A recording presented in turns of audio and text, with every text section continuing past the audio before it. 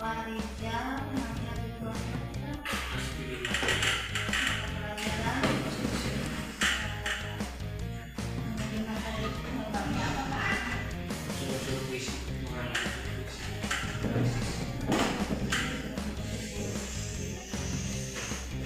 Metode yang akan digunakan untuk pengolahan hari ini. Kalau bagi Medianya apa saja? sekarang kita nggak berisik di tempat ini langsung biasa. Jadi teori main dari contoh dari contoh terus nanti kita belakang Tujuan pembelajarannya apa Pak? tujuan pelajaran supaya siswa bisa memahami puisi dan bisa menemukan atau menganalisis suku puisi pada puisi yang dibaca oleh siswa.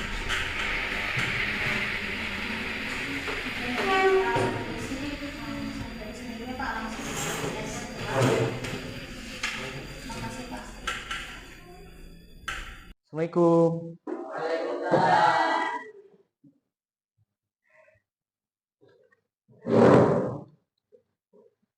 Selamat pagi anak-anak. Pagi. Gimana kabarnya hari ini? Masih semangat? Semangat. Alhamdulillah ya. Sebelum memulai pelajaran bahasa Indonesia kali ini, alangkah baiknya kita berdoa. Boleh kepada Asrul sebagai ketua kelas untuk memimpin doa. Berasal silakan.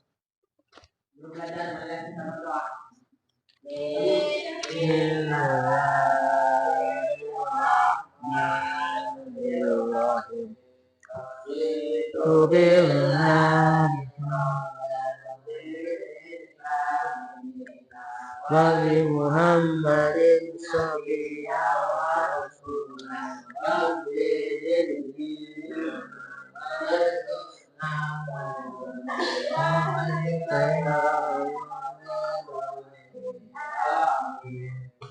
sebelum mulai pelajaran, Bapak mau absen dulu ya. Andika ada? Ada. Ajis, Dery, ada. Indra, Naila, Rafka, Rafki, mana Rafki? Alpa, Tatan, hadir. Untuk kelas 8-nya Faisal. Apa? Izin ya, izin. Fajri, Meli, izin. Asror, ada. Nabila, ada. Rizky, Sofiani, Suryana, Jam. Oh. Untuk pembelajaran hari ini kita akan mempelajari tentang unsur puisi. Nah, untuk materi puisi, sebelumnya siapin dulu itunya, bukunya sama pensilnya. Udah siap semuanya? Silakan taruh di atas meja. Untuk posisi tidurnya. Untuk posisi duduknya silakan dirapihin biar enak. Dirapihin ya. Ya. Tidak ada sampah di bawah lantai, apalagi di meja. Sudah siap semuanya? Siap untuk belajar? Siap? Mana semangatnya? Siap untuk belajar? Siap. Sekarang kita belajar puisi. Tahu unsur puisi untuk apa, Nak? Agar kita kedepannya bisa membuat puisi. Seperti kalian tahu di sini kan ada bangunan rumah. Rumah itu punya struktur. Ya, pembangunnya ada lantai, ada tembok, ada genteng. Kalau kalian nggak tahu struktur rumah, kalian akan bisa ngebangun rumah, ntar bingung. Ya. Dikiranya rumah itu lantai doang gitu, nggak ada atapnya. Kumaha tak imasikan gitu ya. Gitu. Nah, di sini sudah ada puisi. Ada yang pernah membaca puisi waktu SD, sekolah dulu, atau pernah membaca puisi? Atau mungkin ada yang pernah membuat puisi. Nah, kalian punya pacar, buat puisi cinta buat pacar ada? Pernah? Pengalaman? Aduh Pak, saya nggak punya uang buat ngebahas. Udahlah kita kirim puisi. Ada? Mana bikin puisi? Atau kalian pernah membaca puisi ya dulu pernah? Tentang puisi tentang ibu, tentang perisan pernah ya? Apa itu puisi sebenarnya? Puisi apa sih? Ada yang tahu apa pengertian puisi? Ayo, yang tahu dikasih nilai +5, ntar di rapot ditambahin. +5. Ntar kalau remedialan nggak perlu remedial, sudah langsung enak. Jadi ada nilai keaktifan.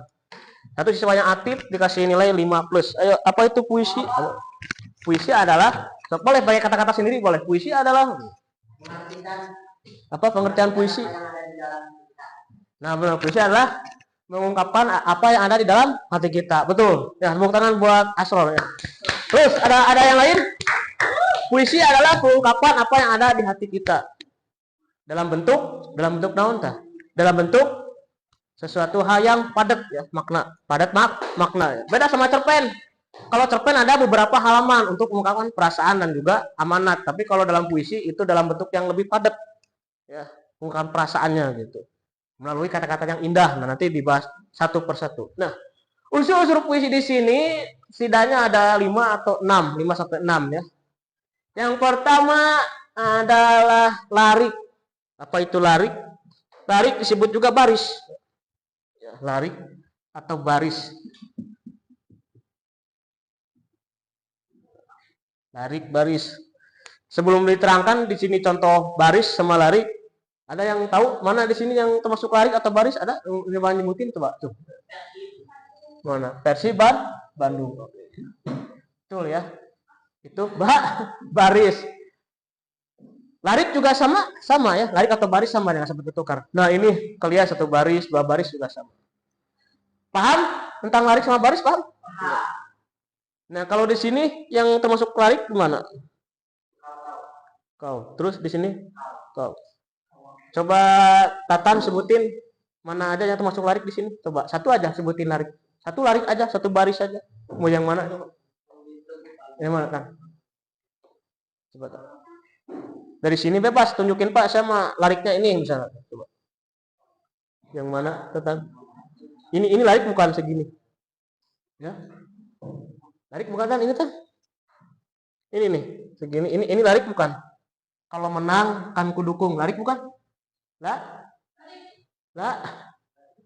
Larik atau baris. Oke.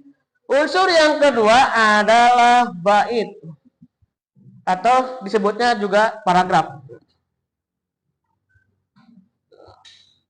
Apa itu bait atau paragraf? Ada yang tahu sebelumnya apa itu bait atau paragraf?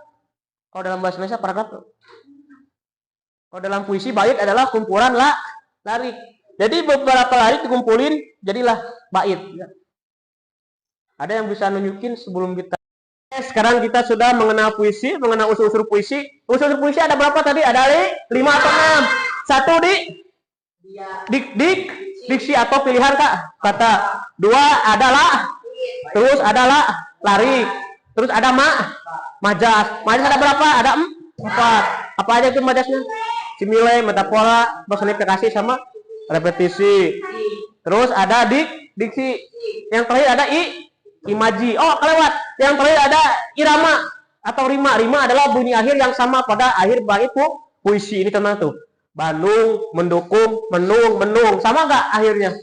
Ada nggak irama yang sama? Nah, itu namanya rima. Nah, sekarang evaluasi ya untuk mengecek pemahaman kalian terhadap materi ini. Silakan yang paham maju ke depan. Ditanya ya. Ini pakai sem ini.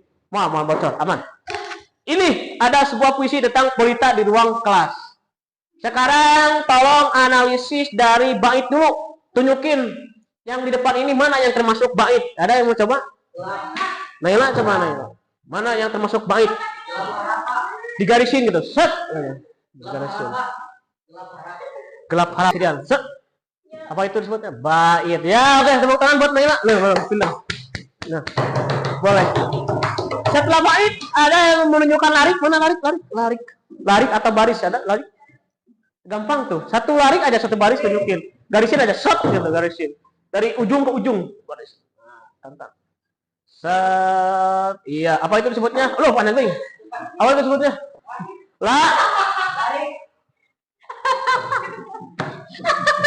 Tarik tulis itu. Tulisin. Lari. Lu tangan buat tuh. Nah. Setelah larik ada rima atau bunyi akhir yang sama pada akhir bait atau akhir baris. Ada yang juga bisa nyebutkan rima? Mana? Karang, garang. Sok coba garisin. Coba. Ayo. Oke, karang sama garang. Oke, tepuk tangan. Oke. Oke, diksi, bait, pelari sudah. Apalagi yang belum? Majas. Ada yang mau cari majas? Coba bebas. Repetisi. Mau majas personifikasi, mau majas simile. Silakan. Simile, ingat. Simile ada bagaikan, seperti, bak, laksana. Ada ciri-cirinya simile di situ ada. Coba baca dari yang pertama. Guru menatap langkah menuju karang. Suaranya lembut bagai embun, Pak. Ada. Garisin. Teman. Suaranya lembut. Nah, seperti ada satu lagi, simile ada satu lagi, seperti bak, bagaikan, laksana ada satu lagi ada. Tuh ada satu lagi, guru adalah suaranya lembut bagai, nah itu suaranya lembut bagai embun pagi. Ini satu lagi tuh, coba. Nabila. Tuh yang ketiga, suaranya lembut bagai embun pagi. Itu simile itu teh ada bagai bak, laksana seperti ada juga gitu. Tuh. Coba garisin. Matu, suaranya lembut bagai embun pagi. Mana? Di bawah. Nah, iya. Nah, itu simile, betul. Lu tangan buat Nabila, artis kita. Nah. Ada lagi metafora? Nah, metafora. Ada satu lagi. Metafora. Metafora majas yang memerlukan pemahaman yang luas atau kata konotasi, kata yang bukan sebenarnya. Seperti kembang desa, bidadari surga. Ada mana? Ada. Pelita ada. Guru adalah pelita dalam gelap. Pelita itu maksudnya. Ada. Nah, itu. Nah, itu adalah metafora. Pelita di sana maksudnya apa sih? Pelita adalah cahaya. Apakah benar guru menjadi cahaya kepada siswa? Benar. Siswa yang tidak agar siswa menjadi anak yang bermanfaat, ya, betul. Nah, itu metafora simile. Simile ada 2, metafora ada 1. Oke, majas sudah. Terus yang lainnya, yang terakhir imaji. Di sini imaji, coba. Imaji atau penginderaan. Seolah-olah kalian masuk ke suasana puisi ini. Coba ada di sini imaji. Imaji ada 5. Pendengaran, penglihatan, penciuman hidung, lisan, dan juga kulit. Nah, betul. Mana? Coba tunjukin Naila. Tunjukin. Ke depan berani. Nah, Naila 10 plus ya. KKM-nya 75 bisa jadi 80 nilainya terus. 85 90 bisa. Aktif. Nah, tuh suaranya lembut bagai pakai indera apa itu imajinya? Mulut. Suaranya lembut. Suara didengarkan betul. Nah, telinga, betul ya. Suaranya lembut bagaikan embun pagi. Nah, suaranya itu didengarkan oleh telinga.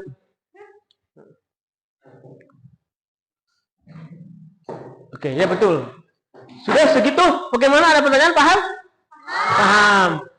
Baik, unsur-unsur puisi ada berapa? Yang pertama ada 6. 1. Tadi terus bait, terus majas, terus diksi, terus rima, terus ada majas.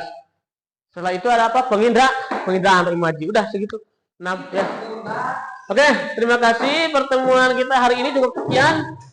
Minggu depan kita belajar bagaimana membuat puisi. Kita harus bisa membuat puisi ya. Membuat puisi bagaimana caranya. Nah, itu untuk pertemuan minggu depan. Oke, pertemuan untuk kali ini dijumpai sekian dari Bapak. Mohon maaf bila salah-salah kata. Semoga apa yang kita pelajari hari ini bisa bermanfaat untuk kita semua. PR, tugas dari rumah, kumpulkan minggu besok. Kalian cari puisi di internet atau di mana saja. Kalian analisis puisinya ya. Cari unsur-unsurnya. Nanti dikumpulkan. Terima kasih. Wassalamualaikum warahmatullahi wabarakatuh.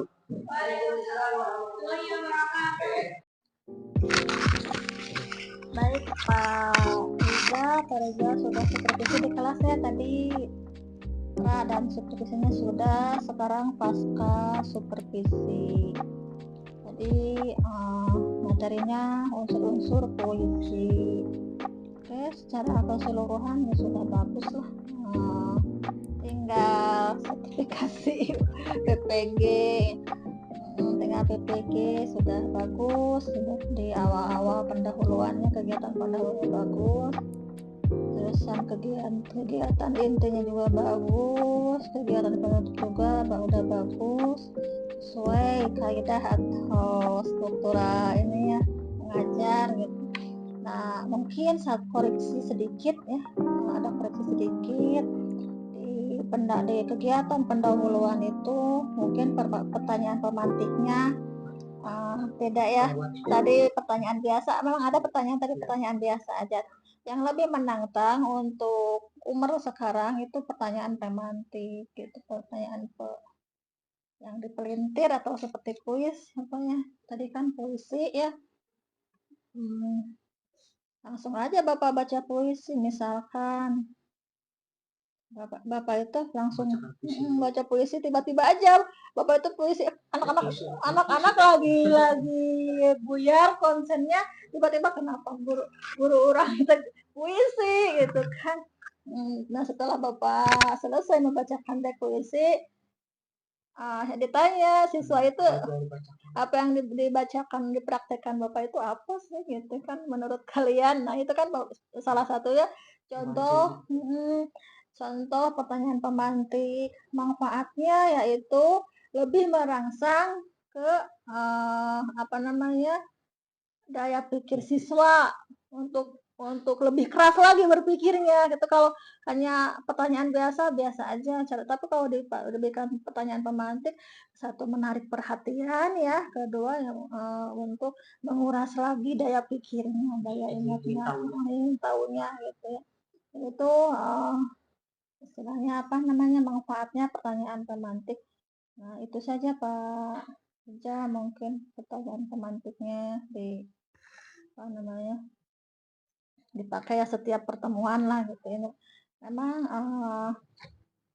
tadi di sini ada kegiatan inti ya, ada memberikan contoh puisi sudah ya, satu membaca mengenai puisi, unsur guru konsep unsur puisi, peserta mencocokkan hasil temuan, konsep tadi bisa jadi maksudnya ini enggak bisa mungkin untuk minggu depan mah cari dipakai media kalau bisa gitu kan, boleh lah media gambar juga nggak apa-apa. Segambar itu sama anak itu diamati ya, boleh diamati atau ditonton boleh. Nanti dituangkan dia itu mengerjakannya di LKPD, boleh di sini ngeprint untuk ini mah gitu. Udah mungkin itu saja Pak Alija ya. Untuk rancangan itu ingin tahu boleh juga nih dalam bentuk gambar gitu. Ada orang yang sedang membacakan puisi terus siswa dikasih pertanyaan itu sedang apa orang tersebut. Iya boleh. Itu Pak mungkin sedang baca pidato atau apa? Iya boleh itu gimana gurunya aja yang mau kreatif inovatifnya memberikan media atau untuk memberikan pertanyaan pemantik itu diserahkan ke guru-gurunya kembali ke guru-gurunya bagaimana itu malah gitu. Mungkin itu ada gitu. Sekarang untuk umur itu kan ada bermakna, pembelajaran itu bermakna, menyenangkan dan menggembirakan ya. Beda gembira sama senang Pak ya. Kalau gembira itu apa Pak ya? Kalau bahasa Indonesia tuh artinya. Kalau menggembira itu apa, menyenangkan apa gitu. Ada yang tidak senang tapi gembira gitu kan ada ya. Ya tiga itu gitu bermakna, walaupun belajar teh senang, gembira tapi tidak lepas dari bermaknanya itu gitu ya. Bermakna jadi terbesit sudah belajar teh ada enggak tuh. Itu pengen si guru itu semua meningkatkan mutu untuk mengajarnya gitu sedikit demi sedikit. Tidak workshop pun coba belajar mencari di internet ya, banyak di Google juga sama untuk mencerdaskan anak bangsa itu banyak contoh. Mungkin itu koreksi dari saya sebagai kepala sekolah. Terima kasih atas kerjasamanya Pak Ria ya. Terima kasih.